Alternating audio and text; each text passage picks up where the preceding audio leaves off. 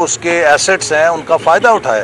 तो she is an asset for the party and party must use her popularity and her appeal with the youth के उसको हम अपने party के लिए इस्तेमाल करें। नवाज शरीफ हमारे कायद हैं और ये भी मैं आपको कह दूं कि आज पाकिस्तान के हर जी शऊर बंदे को समझ आ गई है कि 2017 में जो साजिश नवाज शरीफ के ख़िलाफ़ की गई थी, दरअसल वो साजिश पाकिस्तान के मुस्तकबिल के ख़िलाफ़ थी।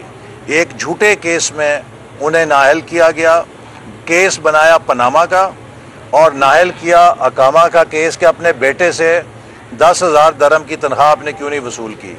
तो ये जो लतीफ़ा है दुनिया के अंदर शायद कहीं और किसी अदालत में ऐसा लतीफ़े पे मबनी फ़ैसला नहीं हो सकता। और फिर जिस तरह की साजिश की गई कि एक सुप्रीम कोर्ट के जज से निगरानी कराई गई कि मतहत अदालतों से कैसे फ़ैसले हासिल किए जाएंगे उनकी नाअहली के, तो ये बातें अब सब कौम के सामने आ चुकी हैं और इंशाअल्लाह ताला हमें यकीन है कि उस नाइंसाफ़ी का भी अजाला होगा।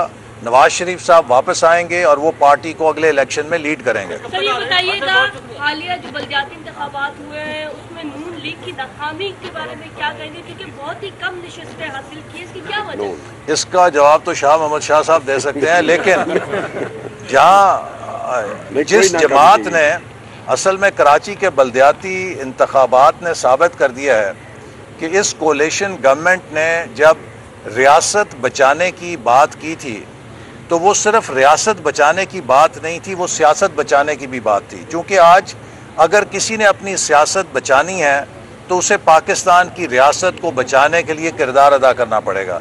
और आपने देखा कि वो जमात जो दावा करती थी कि उसके पास 14 सीटें हैं, उसका कराची में वाइट वॉश हो गया।